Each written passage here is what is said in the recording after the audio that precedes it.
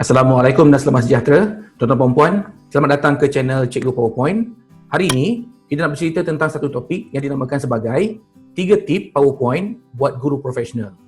Tuan-tuan dan puan, hari ini sebenarnya apa yang kita nak cerita adalah macam mana cara nak gunakan PowerPoint supaya guru-guru, cikgu, tutor, penceramah ataupun pensyarah bila dia buat presentation, nampak lebih profesional, nampak lebih menarik dan lebih mudah untuk menarik perhatian audience kita. Tak kira lah pelajar sekolah rendah ke, sekolah menengah, kolej ataupun universiti ataupun orang dewasa, tuan-puan. Okey, sebelum tu tuan-tuan puan, saya perkenalkan diri saya. Saya Osman bin Affan. Saya sebenarnya tuan-tuan puan adalah penulis buku-buku tentang teknik belajar berkesan. Contohnya teknik buku Smart Study, cara nak menguruskan masa, cara nak buat nota macam mana tu kan. Dan juga ini adalah antara e-book saya yang terbaru tentang teknik belajar. Yang pertama ni tentang Smart Study Speed Reading, kemudian tentang teknik memori Smart Study, dan juga saya tuliskan juga tentang CV untuk pelajar-pelajar sekolah rendah. Dan tuan-tuan puan, setakat ini pengalaman saya menjalankan program bukan saja untuk pelajar sekolah tetapi untuk orang korporat. Dan program-program ini juga sebenarnya sepenuhnya menggunakan PowerPoint. Dan inilah yang saya nak kongsikan ni.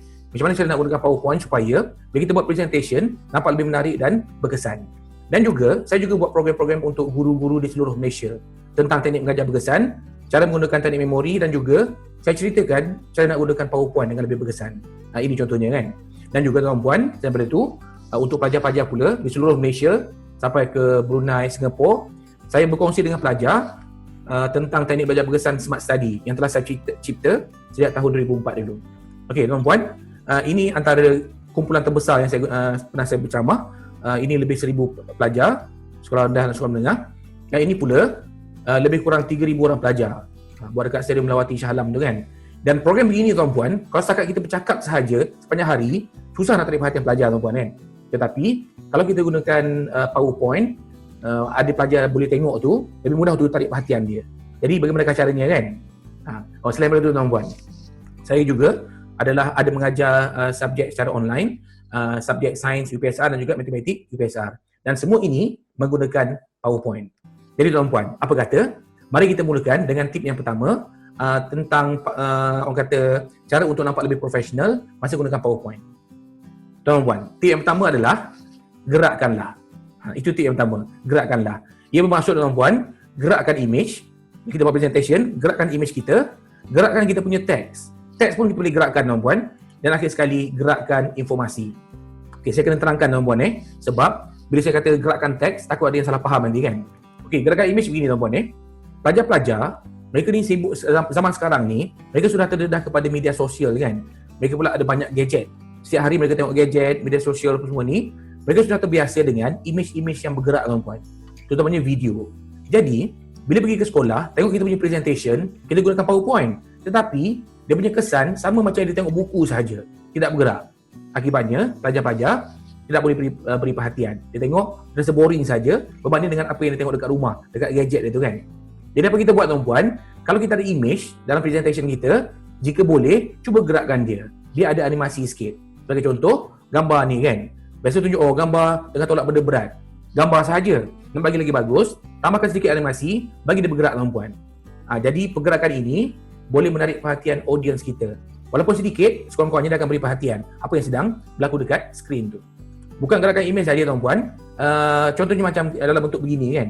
Ini saya punya program Smart Study, ada 3 bahagian. Kalau saya kata, okey, Smart Study ada 3 bahagian, minda, memori, masa. Gambar macam tu je. Agak boring jugalah. Nak bagi lagi bagus, bila nak terangkan tentang bahagian minda, saya akan besarkan gambar yang bahagian minda ni. Pergerakan ini, gambar pula jadi besar, peserta akan beri perhatian tuan-puan. Dan habis cerita pasal minda, saya akan patah balik kepada gambaran keseluruhan. Jadi pergerakan ini akan membantu kita punya presentation tuan-puan. Gerakan teks pula sama juga. Gerakan teks biasanya bila kita buat presentation, ada teks, dia letak terus semua tab gitu kan. Pelajar tengok, dia akan terus baca apa yang ada dalam skrin ni. Jadi ini tidak menarik tuan-puan. Apa nak buat? Teks pun kita boleh gerakkan dia. Caranya bagaimana? Kita gunakan custom animation. Boleh rujuk beberapa video dalam channel ini tuan-puan. Saya ada cerita tentang cara untuk membuat custom animation. Yang dicarangkan gerakan teks, tutup mikrofon ni, kemudian kita bagi poin yang pertama. Kita terangkan. Jadi pelajar tak tahu apa yang akan keluar daripada slide ini. Lepas habis ni, kita terangkan yang kedua pula. Terangkan lagi. Okay? Dan yang seterusnya, kita terangkan lagi menggunakan custom animation. Tapi hati-hati tuan-puan. saya kata gerakan teks dalam bentuk begini. Bukan masa tengah bercakap ada teks yang bergerak-gerak. Kan?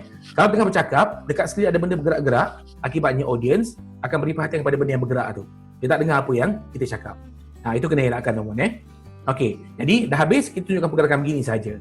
Pergerakan yang simple begini saja pun tuan-tuan sebenarnya sangat-sangat menarik perhatian audience kita. Dia akan beri perhatian pada apa yang kita nak sampaikan. Okey, satu contoh lagi tuan-tuan. Gerakan informasi. Contohnya, kita ada informasi tentang 7 rahsia tidak lupa apa yang cikgu ajar dalam kelas. Lepas tu kita ada 7 bulatan begini kan. Daripada kita letak 7 saja begini, apa kata kita buat animasi supaya dia boleh bergerak untuk menerangkan topik yang mana. Contohnya, sekarang kita masuk ke topik yang kedua. Rahsia yang kedua. Kemudian kita gerakkan lagi animasi ini. Kita punya informasi ini kan. Ini tuan-puan akan memberikan audience kita peluang ataupun keinginan untuk tengok apa yang kita sampaikan. Dah habis cerita tuan-puan, patah balik kepada kedudukan yang asalnya. Kemudian pergi kepada tips yang seterusnya pula. Dah habis, pusing lagi pergi pada tips yang seterusnya. Ini akan membuat audiens kita rasa lebih seronok tuan-puan berbanding dengan informasi yang duduk begitu saja, tak bergerak langsung. Baik, simpan tuan-puan itu tip yang pertama, gerakkanlah. Gerakkan kita punya animasi, teks dan juga informasi. Tip yang seterusnya tuan-puan, tip yang kedua adalah besarkan image tuan-puan. Besarkan image. Contohnya, gunakan image yang besar, kemudian kita penuhkan frame, kita punya screen tu penuhkan, dan juga kita boleh cetuskan emosi melalui gambar yang kita gunakan. Sebagai contoh tuan-puan, ini adalah cara klasik, cara klasik ataupun cara biasa orang gunakan PowerPoint. Bila nak terangkan topik sains katakan, haiwan peliharaan, cerita pasal haiwan, lepas tu letak tulisan, letak gambar kecil kat ujung tu kan. Letak tulisan, gambar kecil dekat ujung begini. Ini cara yang paling biasa saya tengok orang buat gunakan PowerPoint. Okey, tak ada masalah. Tapi nak bagi lagi bagus tuan-puan, gunakan image besar, timbulkan dia punya emosi dia. Gambar yang haiwan peliharaan ni contohnya. Kita besarkan dia sampai dia penuh skrin begini tuan-puan. Kesannya jauh lebih besar, terutamanya kalau gambar kita tunjukkan sangat-sangat menarik. Pertama, kemudian tunjukkan gambar yang seterusnya pula, yang kedua, dalam slide yang seterusnya. Gambar yang besar begini tuan-puan, secara umumnya memberikan impak yang lebih berkesan kepada audiens kita. Dia terasa nak tengok apa kita sampaikan tu kan. Itu pentinglah untuk gunakan gambar yang besar. Dan juga penuhkan frame. Tip ni saya ada ceritakan dalam video saya yang sebelum ini tentang 3 rahsia presentation yang bagus tu kan. Tip ini daripada Steve McCurry ni. Dia berikan 9 tips cara nak ambil gambar dengan lebih cantik. Tip yang ke-6 diberikan adalah fill the frame. Penuhkan kita punya ruangan gambar tu. Contohnya tuan-puan, ini gambar yang diberikan contoh. Penuh begini kan. Gambar yang diambil oleh Steve tadi tu. Gambar begini. Jadi apa saya buat? Bila saya buat presentation, saya tak suka letak gambar kecil begini. Ini pun sudah dikira kecil tuan-puan. Nak bagi lagi bagus, kalau tak ada apa nak tunjuk lagi dalam tu, saya akan besarkan gambar ni. Jadi audiens akan nampak dengan lebih jelas. Lebih kuat impact dia tuan-puan Okey, satu. Dan juga gambar sebenarnya dia boleh mencetuskan emosi tuan-puan. Emosi untuk rasa ingin tahu, rasa nak beri perhatian. Contohnya, kita mengajar subjek sains, kan? Cerita pasal bumi berputar. Bumi berputar di atas paksinya sendiri kita baca, lepas tu tunjuk gambar begini. Gambar ini kecil, lepas tu tidak ada pergerakan. Dia kurang orang kata kurang menarik tuan-puan Apa kita buat? Kita besarkan gambar ni, besarkan, kemudian kita masukkan animasi ke dalam dia. Gunakan tip yang pertama tadi tu, gerakkan. Jadi bila kita gerakkan begini tuan-puan, kesannya lebih menarik perhatian audiens kita, terutamanya di kalangan pelajar. Dia rasa nak tengok apa yang kita sampaikan ni. Jadi tuan-puan besarkan dan kita gerakkan. Gabungkan dengan tip yang pertama tadi. Sangat menarik tuan-puan Saya gunakan teknik yang sama juga. Ini saya gerakkan dia dan saya besarkan dia. Konsep yang sama tuan-puan Yang pertama dengan yang kedua. Baik tuan-puan, itu tipnya tuan-puan. Sekarang mari kita tengok tip yang terakhir tuan-puan, tip yang ketiga. Tip yang ketiga adalah tuan-puan, apa kita nak buat? Kita gunakan soalan trivia. Gunakan soalan trivia untuk cetuskan rasa ingin tahu. Kemudian kita nak timbulkan minat untuk tengok apa kita sampaikan. Dan akhir sekali, kekalkan perhatian. Jika tuan-tuan pernah buat presentation ataupun ceramah di hadapan pelajar-pelajar sekolah rendah terutamanya, soalan saya, berapa lama kita boleh tarik perhatian dia? Kalau kita sekadar bercakap sahaja. Bercerita pula boring pula tu kan. Susah nak tarik perhatian Walaupun kita bagus tuan-tuan, bercerita bagus, tetapi kalau lebih sejam, lebih 2 jam, agak susah nak tarik perhatian mereka kan. Jadi, kita kena buat sesuatu supaya audience dia ada rasa ingin nak tengok apa kita sampaikan, berminat ingin tahu. Caranya adalah soalan trivia. Soalan trivia ni apa? Saya bagi maksudnya tuan-tuan Soalan trivia ni, kalau tengok dia punya definisi dia adalah soalan berkenaan dengan fakta-fakta yang tak berguna, useless information dia kata kan. Tapi sebenarnya yang bagi saya, ia adalah soalan-soalan berkenaan fakta yang mungkin tidak penting tetapi seronok untuk diketahui dan dia mampu menarik perhatian audiens yang sedang mendengar. Walaupun tak penting, walaupun tak berguna lah orang kata kan. Contohnya tuan-puan, ini soalan dia. Haiwan apa yang mempunyai otak paling besar dalam dunia? Soalan ni tak penting tuan-puan. Kau tak tahu pun, mungkin tak adalah sampai gagal exam ke, gagal dalam hidup ke apa kan. Tu orang kata maklumat ni tak penting. Tetapi, walaupun tak penting, ada tak rasa ingin tahu apakah jawapan dia? Manusia ni cenderung bila bagi soalan, dia terasa nak tahu apa jawapan dia kan. Tuan-tuan, apakah jawapan daripada soalan ni? Jawapannya adalah sperm whale. Dia punya besar, dia punya otak dia adalah 8,000 cubic centimeter. Berbeza dengan manusia cuma 1,300. Nampak beza je tuan-puan jawapan ini membuat kita rasa, kita tahu sesuatu. Seronoklah.